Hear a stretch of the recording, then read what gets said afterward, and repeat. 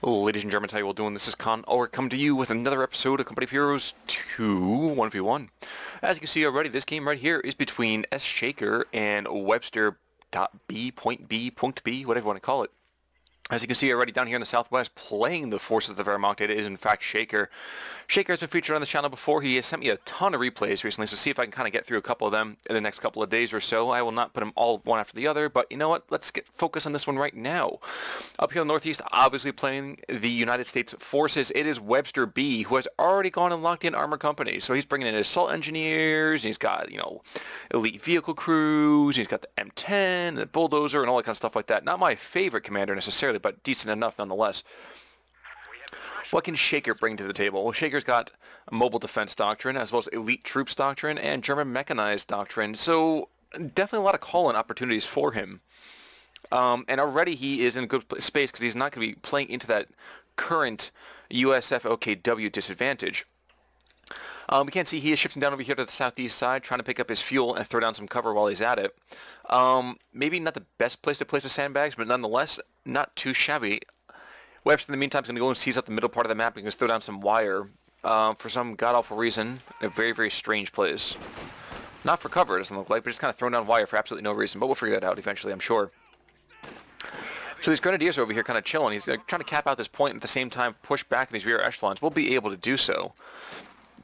And Shaker has already called in a sniper to the map. So while this sniper won't get a ton of immediate efficiency, he's in a kind of a long game, kind of long-term idea going on here. And that's why he's getting shot to pieces by these grenadiers, sort of. This sniper, you know, if he remains long enough on the battlefield, he is going to be a god, let me tell you, just a god. Of course, it does depend. He needs to actually be, you know, cloaked, otherwise he's going to get chased down by his rifleman and shot. Sees a rifleman move in from the east already as the grenadiers rotate up to decap of the center VP. And the Americans have definitely boosted out a lot more immediate presence on the map. And unfortunately for that sniper, he's going to get chased off. Those riflemen are surprisingly accurate, shooting at this guy inside a garrison. Sniper's pretty upset about that, though. He's going to go takes down two guys real quick, and these rear echelons and these riflemen are about 60% strength total. So, you know, able to stay competitive on the battlefield, but they probably need to get pulled back pretty soon. But now with the mortar on the field, the sniper's got to be extra careful. He's not going to want to take any kind of a secondary long-range firepower there.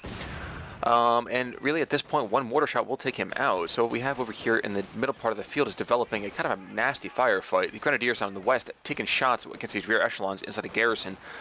And the east, another grenadier squad's duking it out with that heavily understrength squad of riflemen. And that mortar, while it has been definitely advanced far enough, really needs to be careful here. If these assault engineers get pushed back at all, and really against Grens they should be, we could see a very, very devastating loss happening for the Americans early on in the game. 487 to 491, it was briefly a American drain on VPs, but that has become a German thing immediately from there. And now Flamethrower is on the assault engineers, so this seized ground that they did have from these grenadiers needs to be backed off immediately. You're going to see the mortar get pushed back as well by the other squad of grenadiers. And all in all, shockingly, it's been a very, very low kill amount of map so far. Lots and lots of damage. And Shaker has not yet gone up to tier 1, or battle phase 1 that is, which is going to keep him a little bit under strength. He definitely does need to pick up that mortar, that medic bunker. And he's taking up to it right now, but we are just going to watch these assault engineers just roast these poor Pios to death. But with the assistance of a grenadier squad over here to the southwest, as you can see, the guys are going to get pushed back, dropping a fair amount of health, but only one model so far. I'm surprised Webster right now that Webster has not been trying to go for that standard kind of 3 riflemen, you know, tech to captain Stewart rush, but it is a little bit less effective. Finally going to see the bunker going down for the medics, and has been teched up. Yep, there's battle phase 1. But thankfully, I mean, I'm not sure if necessarily that's as effective against Wehrmacht as it is against OKW as of right now. I mean, Wehrmacht is a little bit slower tech into packs and the like. Nevertheless, OKW I think is still much more exposed, much weaker against some of that early vehicle play.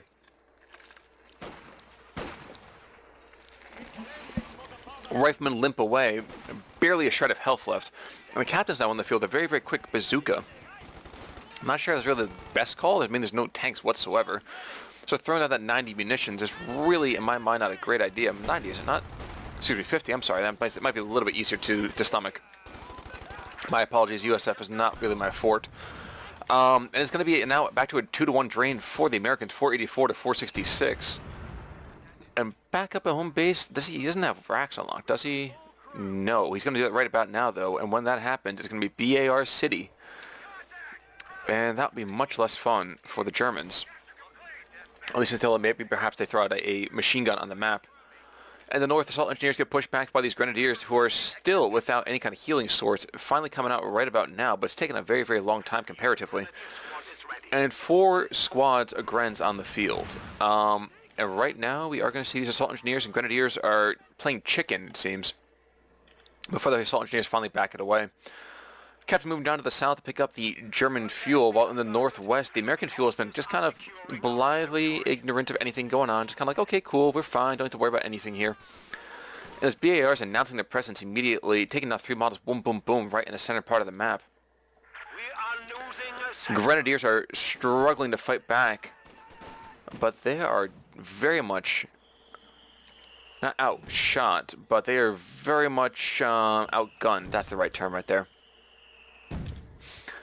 By BAR riflemen. And 57 mils coming onto the field as the Americans capture the German expansion fuel. Not entirely sure why. I mean, a 222 at this point might be not a great idea, but that is the standard kind of response to a mortar, I would say. Kind of hoping he doesn't do that, because that's going to play right into the American hands. It's either that though in that half track, and the half track's not going to do a whole lot, so forget that, I think. Captain and a rear echelon squad are going to start to suppress these Grens pretty quickly. Volley fire has been activated. Oh, but gosh, it doesn't seem to be taking effect, and the captain instead gets pushed back. He's almost got slain. But he makes it to struggle away, and we've just had action all across the front, ladies and gentlemen. BAR riflemen, though, in this house, and supported by the backstop of these assault engineers, gonna be a very difficult prospect for these Grenadiers to fight off. Luckily for the Americans, there's no friendly fire from those mortars, and the round that should have just wiped out all those squads does not do anything like that. Riflemen are getting shot to pieces, though. 2 Gren squads and this Pioneers hanging around. And although rounds from that mortar are coming down, we're not going to see any real long-term damage. Occasional shots here or there, but not that much. Sniper, only 10 kills at this point. You know, still averaging more than 1 kill a minute is always a good idea for a sniper, and he's got 1-star veterancy. It doesn't mean he's got the full kill, the full veterancy kind of coming out here. And Grens penetrate deep behind the lines, tossing out a grenade out of that mortar squad, but they boogie it away, dropping a model on retreat. And if this territory gets capped out, and I believe it will, SShaker will have driven a deep, deep blade into the American supply situation. See that happening right now. The Americans are kind of freaking out, redeploying all of their troops over here to the western side, trying to push back on the Germans. And we'll be able to do so pretty easily, I would say, but not without their own losses. Rear echelon's putting down fire. This really is the flamethrower doing more than anything else. But no, with a headshot, is that going to get picked off? Yes. You know, a double shot coming off from that sniper takes out... oh, good gosh.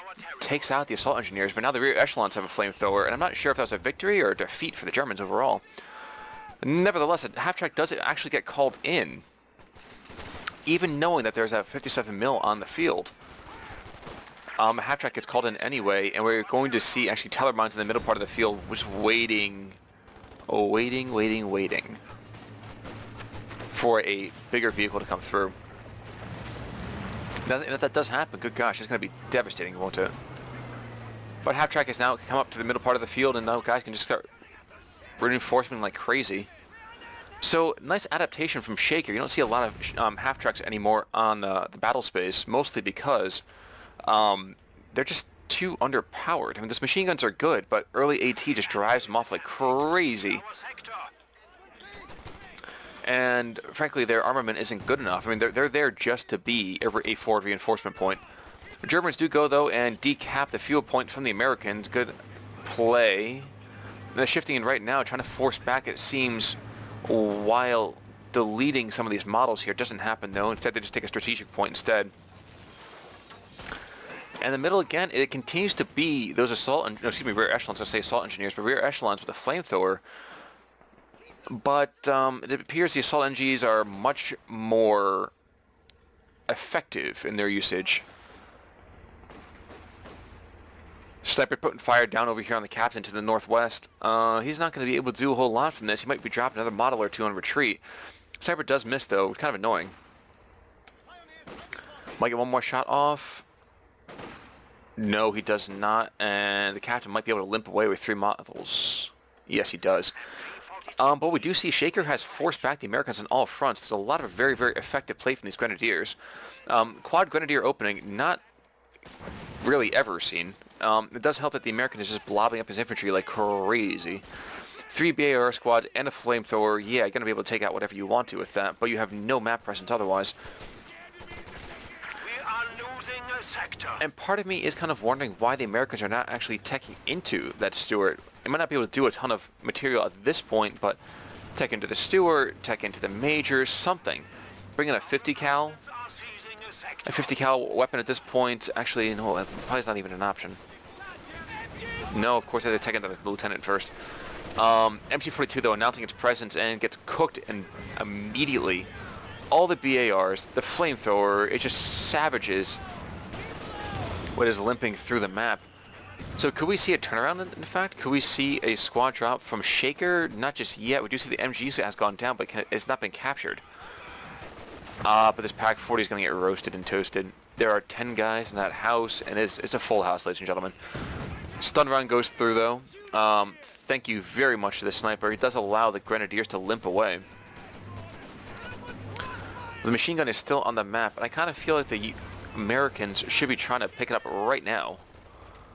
But instead, he's a little more focused on taking out this half-track with the Zooks. Good idea. But he's going to run right smack dab into the Grenadiers. That'll be much less good. Double plus ungood, if you ask me. And oh no, the Americans have capped out pretty much all the resource points, the major resource points in the map. Only thing that's keeping them from really, really dominating is this bad boy right here. And it's so bad at this point that the mortar is being used to actually cap out territory. Not a great idea there. And of course, you do see Elite Troops Doctrine has been called in for Shaker. Not a whole lot of reason for him to really be too concerned about resource management on this map. He's got a ton of fuel. Is he going to go and... There he goes. So he finally starts teching up to Battle Phase 2. 457 to 319. It has been a trip cap for a fair amount of time. But dual cap, excuse me. Still going to be a 2-to-1 fairly quickly. This recruit engine machine gun is going to lock things down. And all the rear echelons are up here with a ton of infantry support. They roll at best, like I said, only it's a 2-to-1 cap, and just will still continue to be bleeding out left, right, and center.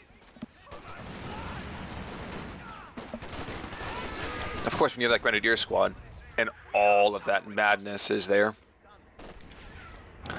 doesn't matter too much to you now, does it? So Shaker does actually get a defined loss. But thankfully for that machine gun, and really for his opponent's kind of less than stellar play, the machine gun has been just thrown in. I mean, all the infantry just runs right smack dab into it and gets suppressed like crazy. So we see 2 squads getting suppressed already. Another squad approaches from the east, trying hard to really see them get devastated, but instead they get shot up and forced away. We even going to see another squad drop coming out of this.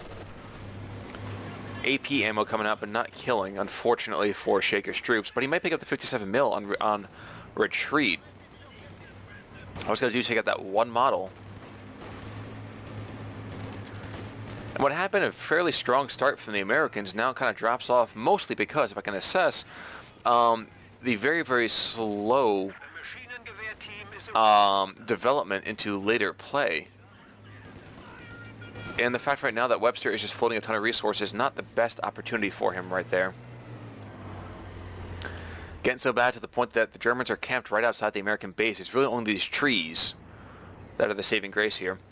Now, where are the Americans? I'd be sending my troops in two different directions. So I have the captain and a squad of riflemen going north, another squad going south, and maybe have another one as a floating reserve, kind of shifting back and forth as problems arise. He's not doing so, unfortunately. Instead, we're going to see just, for some reason, a M10 called in. I mean, there is, in fact, that half-track, but it's kind of like using a cannon to kill a mosquito, to quote both the movie Entrapment and some Far East philosopher from way back when. Jaegered up infantry, though, might go down. All this automatic weapons fire and semi-automatic weapons fire is quite scary. Not taking him out, though, and even it might be even more devastating, is that if they can lure this M10 across that teller mine, there is no mine detection on the field. And coupled right now with the fact that there's a machine gun out in the field too, just carving up all of the American infantry. There's a second one behind it just ready there to support. Oh my gosh, there's so much infantry suppression over here. It doesn't even seem to matter. There's all these BARs. This really should be a devastating force from the Americans, and it's not being utilized properly. Very unfortunate. Rear echelons charging forwards into the valley of death over here, getting forced back. And in just a second or two, we will see the rest of these rifleman squads, I'm sure, getting suppressed. But is it before this machine gun squad gets carved up? No, that half-track right there does see them get reinforced faster than they die. And the Americans are just savaged. 105 howitzer Sherman gets called out. Yikes, incendiary round. I've never seen that happen before. The incendiary round take out 2? No. Well done. We have forced the enemy down to 200 points. Not 100% sure. 105 howitzer Sherman, though, is on the field, which will allow the pushback on some of these machine guns. Oh, so close. So close to that mine. If he had gone like another 5 feet. Another 5 feet, just about literally. That could have been a big, big hit. But instead, that Sherman does back away ever so cautiously. M10 sits in the base, but could this be enough to really even allow the Americans to come back into this? I will say there's not been a ton of veterancy gained by Shaker's troops. Yes, we have a couple of dual stars out there. No full vet squads just yet. Although that sniper might be kind of an issue moving forward here. 27 kills. So he's really upping his ratio to time on the battlefield. But there remains no detection. There's still 2 teller mines out and about. 457 to 145. 147? 145 in a second here. 29th kill comes out, and those riflemen continue to sit inside that guy's opportunity. Oh my gosh, no, could this finally be it? This will finally be it, won't it? Sniper backs up and the mine gets taken out, so luckily the sniper does back away. Kind of an issue for the German anti-tank forces here. Even more harsh is the fact that right now this BAR squad has the machine gun kind of caught out of cover. And I got to charge over here in these western Pios. The Pios are going to get carved up. Just mark my words here. Yep, and they start backing away very, very intelligently. And shockingly, for some reason, neither American vehicle has driven over that teller mine. Very, very shocking there. The Germans do lose out on some of their fuel points. One is actually getting capped out right about now. The other one still remains in their control. But it doesn't mean that everything's hunky-dory. This half-track as well is going to be able to just continue reinforcing all these kind of embattled German troops. And finally, there we go. The main gun gets destroyed on that Sherman. Is there going to be a rush forward to pick this guy up? I don't know if he's got the ability to do so. It's not the engine that's been taken out. It's just that main gun. Nevertheless, it's going to be a nice bit of relief for Shaker's troops, who are now starting to lose tickets yet again. Rifle grenade goes out, does see the rifleman fall back and retreat, and this captain kind of bucks up and says, you know what, I can take these guys. I'm going to hold back the fray for just a little bit here. And with that BAR as well as the Zook, he might have an opportunity to do so.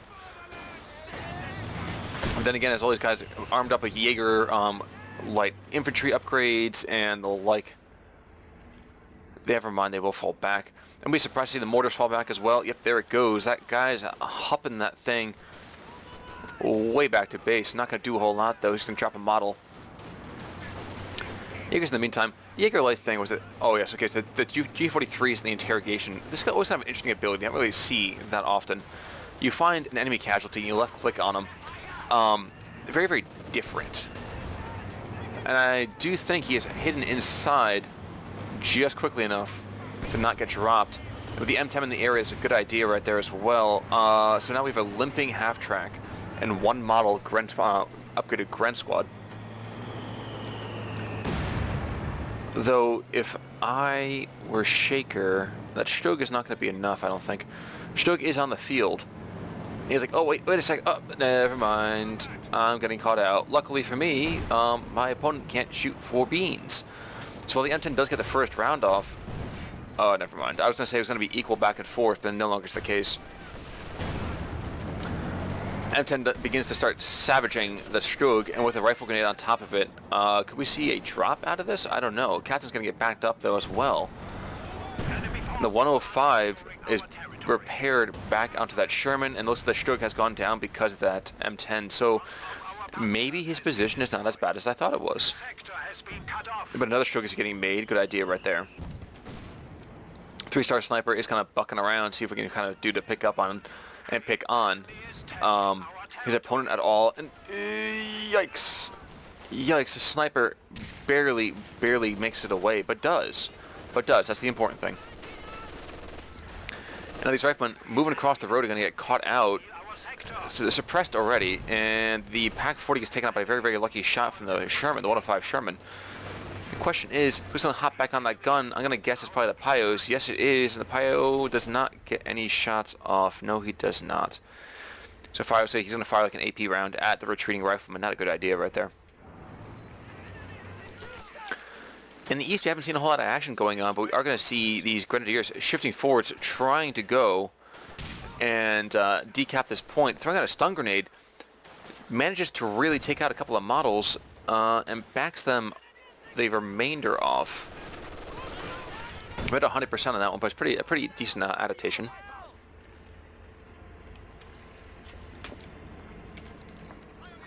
And 23 minutes gone, 438 to 142. It is right now a completely tied out cap game. But it looks like this captain is trying very, very desperately to pick on these pioneers. And with the 105 Sherman, it's going to happen pretty quickly. I know this isn't the case either, but it seems sometimes like that smoke is like unidirectional smoke. Like the smoke has a particular ally. Oh, well, you are against me, so therefore smoke's not going to work for you. Tiger Ace now has been unlocked on the field, but has 800 manpower, so look to see Shaker playing kind of conservatively with his manpower, I would say, for the next bit of time here, until he can call that Tiger Ace in. And since he has enough fuel to really, not dominate the field, but, you know, he's got enough fuel to really be okay. Actually, I think it might be the best play for this. Granted, we get savaged, though. We get hammered by the 105. Add in the mortar on that one, too, and it's a tough prospect, I will admit. Sometimes survival is not enough, though. But look at this concentration in the middle part of the map.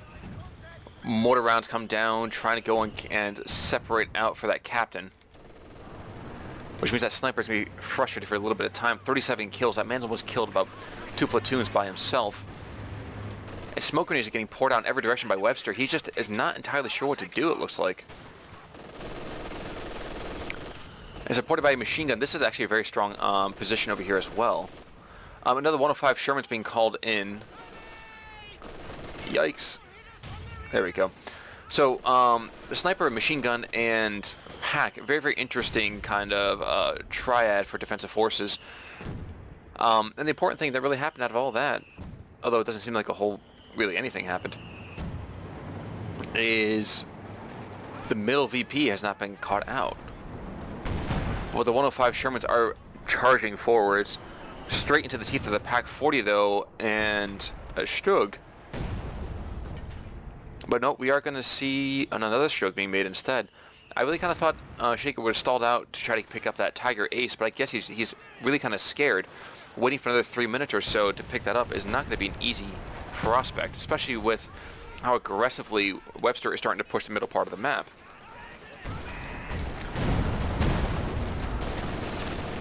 Luckily for Shaker, though, he still has those dual machine guns, and those machine guns are locking down quite a bit of space. Adding in that slow, kind of consistent bleed, he's not been misusing that sniper at all. And every single time you think that Webster's going to come out and really take a dominant position on the map, he just gets pushed back. I am also going to say, I'm kind of shocked to say that the half-track is remaining as consistent a presence as it is. I kind of figured that the half-track was going to get picked up in about 3 seconds. Snipers bolting it away, rounds exploding all around him, the 105 howitzers on those Shermans really, really putting holes in his cover. The Stugs are trying to face off against that Wolverine. Out of control. There goes one vehicle. It kind of does a little pirouette in a circle. He starts chasing back. Never mind. There he's going to go out. He is gone. The 105 Sherman does not take the kill, but that 57 mil does. 430 to 128. And Shaker is back capping the center out. He is going to put pressure onto this anti-tank gun. Does he take out one more model and decrew it? Yes, he does. Mortar crew can't recrew it, he'll just die. Kind of wondering if Shaker should just nade the AT gun. He doesn't need it. No, it's that the Strugers are taking shots at it. So another round or two, and we will see that hammered out. And a Grenadier squad gets one-shotted. That's kind of unfortunate right there. I hate when that happens. But now that Stug is a little bit safer, all that's really left are the two 105 howitzers on those Shermans, and that's not going to be a whole lot of an issue. Yes, there are Zooks now on two squads, Captain and a Rifleman squad, and there's still BARs galore. That proof that gets shown out by how quickly they take out the AT gun in the middle part of the field. But P-Grens are getting called in for Shaker. So adding a P-Gren into the mix with a couple of Shreks, even getting nice and close to those Shermans, yeah, he's going to be in good shape. He's in really good shape back then for that, actually. And not a moment too soon, considering how viciously these rounds keep coming in from the 105s. Stug comes up, throws one round downrange at the 105 to the west, doesn't do a whole lot though, and another M10 gets called in. So the Stug, which had been able to really possess a very, very rare battlefield advantage, will not be able to do so for long. In fact, this will be borne out by how quickly this M10 is probably going to pick it up. Unless that Pack 40, is that Pack 40 in? No, it's just out of that firing arc for the Pack 40. Pack 40 is just going to turn to the right and start firing on the Sherman. But one more round, we'll probably decrew it, and that's going to be not a huge loss, but a very, very frustrating one. But instead, both combatants will just kind of fly away instead. Sorry, my grammatical construction sometimes just kind of gets the better of me. I start a sentence and I think to myself, man, this is how I want to end it, and then poof, it doesn't happen. Webster's surviving troops, and I say surviving for a reason, are pretty vetted up for what they are, but Webster's been fighting from a deficit in terms of army size for quite a bit of time here. Kind of getting hammered by very, very aggressive infantry play out of Shaker. Shaker at this point really doesn't have to do a whole lot. He just has to kind of go and relax and bring in a couple more heavily armored vehicles. He's not taking up to Battle Phase 3 at all. He's not going to go for that heavy commander, excuse me, heavy armor corps. And he doesn't really need to either. I mean, think about it. He is sitting here pretty. He's got another 350, 340 VPs over his opponent. And every time his opponent charges forwards, he's right there to slam him back. Green's going to come out on top of these P-Grens. And I didn't think P-Grens actually could get flamethrowers on. No, apparently they picked it up from a dead guy. Actually, it looks like he picked up the American one. So there's a very, very interesting idea right there. Bundle grenade goes down. Mortar squad's going to get poofed on this one. One model left. Yeah, he's going to buy it. He goes down. But the looks the Pack 40 instead has been picked up by the 105, and the M10's got everything else outflanked. Pack 40 is gone. It cannot be recrewed. Do not pass go. Do not collect $200. Leaving the Germans with really, really minimal anti-tank. Of course, the Americans have just lost everything but 2 squads of riflemen. I didn't even show you that part, guys. Excuse me on that one. Kind of depressing if you're an American player right about now, because this really should not be happening this effectively. And is he really firing rounds at the M10? He is. Wow, that is one brave sniper, dude. I do believe that SShaker is going to get by it in about a second or two. Yep, there he goes. Destroyed engine goes out. Grenadier slides away. P-Grens are going to get picked up on this one as well.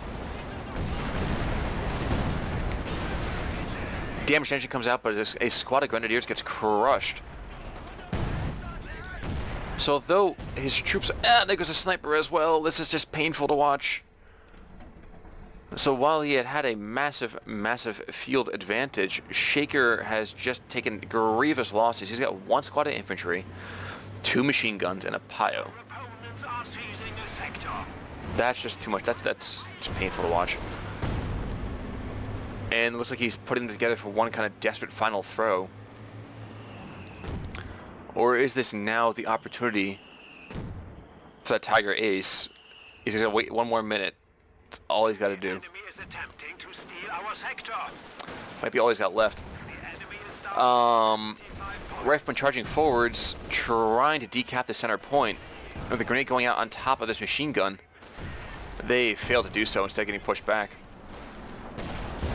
Will these Grens charge forward to use a Panzerfaust? Yep, here comes a Faust any second now. Damages the engine, doesn't destroy them though, and this other squad of riflemen might pick them up on retreat. Shocked if they survive. Well, color me surprised. They make it out. 430 to 67 though. As soon as that Tiger Ace comes in, he really should just make everything fall apart for the Americans. And honestly, if SShaker throws it at this point, I'd be kind of upset for him. And we got about, what, 10 seconds? Not even. 5 seconds. 4, 3, 2, 1. Tiger Ace! And now with the Tiger Ace on the field, as well as really all the fuel he could ever want, I'd be shocked, I tell you, if the Americans can bring this back. 423 to 67. 105 howitzers are useless against this thing. As long as it moves at all, it'll just dominate anything that comes against it. M10s at the same time too are going to get pushed back. I'm just going to stay on this anti-tank fight over here, with this tank-on-tank battle. Throw the task bar for a couple seconds here. I'm just going to watch as the German tank just forces all of the Americans to book it for the rear. Yes, he takes some rounds over here, and yes, he said that smoke projector is going to need to be used. But there goes one. One brews up. He goes down. Another 105 howitzer. Why did he call in 3 105 howitzers? He's going to book it and buy it as well. So that Tiger Ace just has to take this M10, and really that's all he's got to worry about at all. Main gun destroyed. That thing's going to die in a second or two. No, he backs away just before that happens. We are losing a sector. And again, it shocks me that it has gotten to this point. Yes, they are charging forwards, trying to pick him up, but there is still enough German infantry just to kind of keep the attendant U.S. infantry suppressed and pushed away. Doesn't mean it's going to be easy for him, as you can see right here. Oh no, flame projectors on top of this half-track. Oh dear gosh. So we are going to see stunned troops. The stunned riflemen are... Oh my gosh, the humanity on this one, ladies and gentlemen. Both armies down to their final few models. One squad of riflemen goes down. Now it's just an M10 and a 105 Sherman and a stunned rifleman squad that's backing away slowly. M10 charges in from the side, but Pioneers are here to start repairing a Tiger Ace. And he's like, wait a second, I want to get anywhere close to that if the 105 is, you know, not doing a whole lot here. Rear armor hit though on the 105 Sherman. Well, one more round will take it out. There it goes. There is 52 army supply to 16, and a huge chunk of that, actually half the German forces, is just this Tiger Ace. Smoke projectors coming out, crushing happening. Will we see the death of the Tiger Ace? We do. We do see the death of the Tiger Ace. But it's 363 to 67. And although Immortal can call him whatever he wants to as far as it goes for... oh my gosh, could this actually happen? This is actually kind of silly. 19 armor supply to 17 right now, and neither guy has a legitimate army. A Stug is being called in for SShaker. All he's really got to do is just stall out for another Tiger Ace. Because the second, realize it, he got hammered by all the material on the map, and now a Zook is being called, has been picked up for the Grens. Machine gun's been taken out. We're just limping to the end of this battle, everyone. 367 to 67. Two units on the field for Webster. Finally calling in more of them. 3 on the field for SShaker. Calling in armored vehicles. It's just shocking sometimes that this has gone the direction that it has. It's like 2 exhausted, punch-drunk fighters that are just hammering each other to pieces. The last few models on the field struggling to stay competitive with one another. Stug roars into the battlefield, and against that M10, as long as the M10 doesn't get behind him, doing just fine. Question is, do these Grens get picked up or not? I'll tell you what does happen. Those riflemen are going to get picked up. There they go. So now it is back down again to 2 squads for Webster. He looks like he was going to have more than that, but nope, he does not. Zook does not penetrate the front armor on the Wolverine, which is the shocker right there for me. And SShaker's calling in a second Stug. And why the heck not? Stewart finally being called in for Immortals. So while this game kind of wraps up to its kind of silly conclusion over here, shocking, but silly nonetheless, you can't help but wonder if things would have gone a lot better for the United States player if he had called in even a Stewart a little bit earlier. M10 hammers the Stug, gets hammered in return, and machine gun's not going to be able to destroy that M10. No, it's not.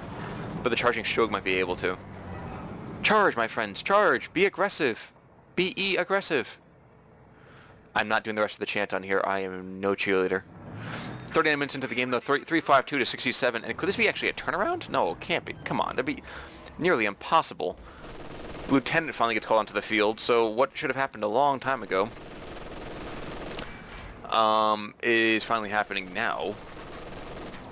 If we're going to do this silliness in regards to... The enemy is attempting to steal our sector. Yikes, this is just bizarre. M10 coming back in, he's got no one to really repair him, and all it takes is one more Zook shot from these captured. Yep, so 2 Gewehr 43s and 2 bazookas on that Grenadier squad. Just fierce fighters. One of those going down right about now. Faust damages the engine. They pick back up the Zook again, so now they still have, again, 2 Zooks, and there we go. Webster has finally surrendered. The final score, 348 to 67. SShaker, in a 39-minute and 45-second fight, managed to finally seal that big W. definitely some RNG issues on both sides, and can't help but say that Webster kind of threw it when he started calling in 105 Shermans like crazy. Nevertheless, well played to Shaker. Shaker, thanks so much for sending this game in. Like I said, we got more Shaker coming this week because I have a backlog from him, and I promised him I was going to start casting some of his games. In the meantime, though, folks, if you have a game you want me to check out, please email me at conovergaming@gmail.com. A link is going to be in the description. I'll see you guys all soon. This is Conor signing off. Take it easy.